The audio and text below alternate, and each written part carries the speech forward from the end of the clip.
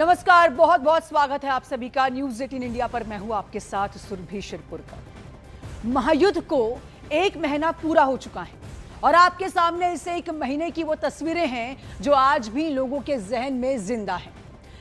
इस 1 महीने में दुनिया ने तबाही की वो तस्वीरें देखी है जिसका किसी ने सोचा भी नहीं था।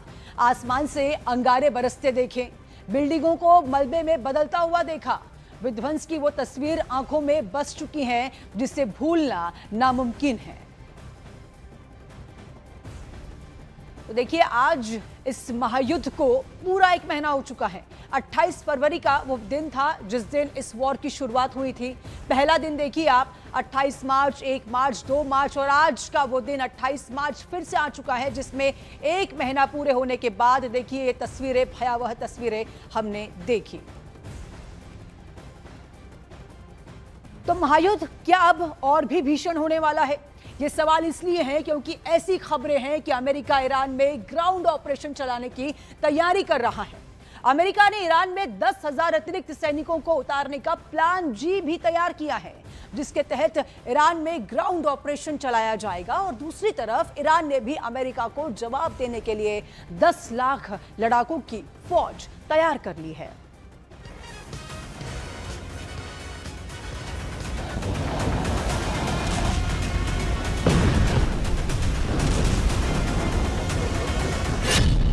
ट्रंप तैयार, अब ईरान पर अंतिम प्रहार।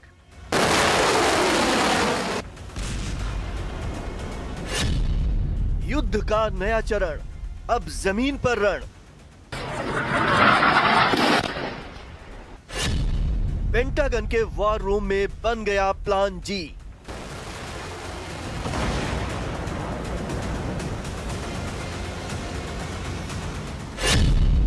ईरान की धरती पर अमेरिका के 10,000 सैनिक।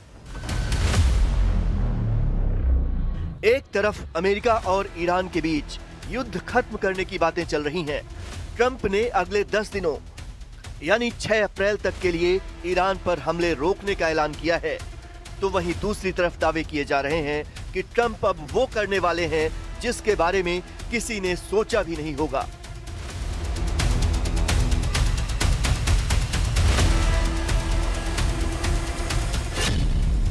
अमेरिका ईरान के खिलाफ किसी भी वक्त बड़ी जमीनी कार्रवाई कर सकता है।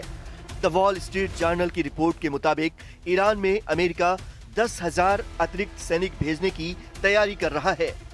ये तैनाती पहले से मौजूद सैन्य बलों से अलग होगी। स्टेट ऑफ हार्मुज और ईरान के खार्ग द्वीप के पास इन सैनिकों को तैनात किया जाएगा क्योंकि ट्रंप किसी भी तरह स्टेट ऑफ हार्मुज को खुलवाना चाहते हैं। ट्रंप के निशाने पर खार्ग द्वीप भी है क्योंकि इसी द्वीप से ईरान अपना कच्चा तेल दुनिया भर में भेजता है। ट्रंप इस पर कब्जा करके ईरान की कमर तोड़ देना चाहते हैं। Negotiating now, and it'd be great if we could do something, but they have to open it up. They have to open up the Strait of Hormuz. Excuse me for this. I'm so sorry. Such a terrible mistake. बड़ी बात यह है कि फारस की खाड़ी के किनारे मौजूद 7 देशों में अमेरिका के करीब 50,000 सैनिक पहले से ही तैनात हैं। कुवैत में अमेरिका के 13,000 से ज्यादा सैनिक हैं। कतर में 10,000 अमेरिकी सैनिक हैं। बहरीन में 9,000 हैं। इसी तरह यूएई में करीब 5,000 और सऊदी अरब में 3,000 अमेरिकी सैनिक तैनात हैं। इराक में उसने 2,500 सैनिक तैनात कर रखे हैं, जबकि ओमान के बंदरगाहों का इस्तेमाल अमेरिका हथियार और गोला बारूद लाने के साथ अपनी नौसेना के लिए करता है। इसके अलावा अमेरिका पहले ही अपने 82वें एयरबोर्न डिवीजन के करीब 5,000 नौसैनिकों और 2,000 पैराट्रूपर्स को मिडिल ईस्ट में तैनात कर चुका है। उधर ईरान ने अमेरिका के जमीनी हमले की आशंका को देखते हुए 10 लाख से ज्यादा लड़ाकों की फौज तैयार कर ली है। IRGC ने अमेरिका से जमीनी लड़ाई के लिए नई उम्र के 10 लाख से ज्यादा लड़ाकों को सेना में भर्ती किया है। मतलब ट्रंप ईरान पर जितना दबाव बनाने की कोशिश करते हैं, ईरान उससे कई गुना ज्यादा फोर्स से उन्हें जवाब देता है।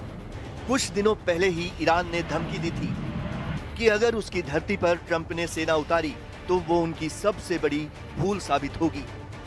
They are now talking about negotiations is, in itself, an admission of defeat. Were they not demanding unconditional surrender? So why are they now speaking about negotiations? I will explain this further, because there are no negotiations taking place.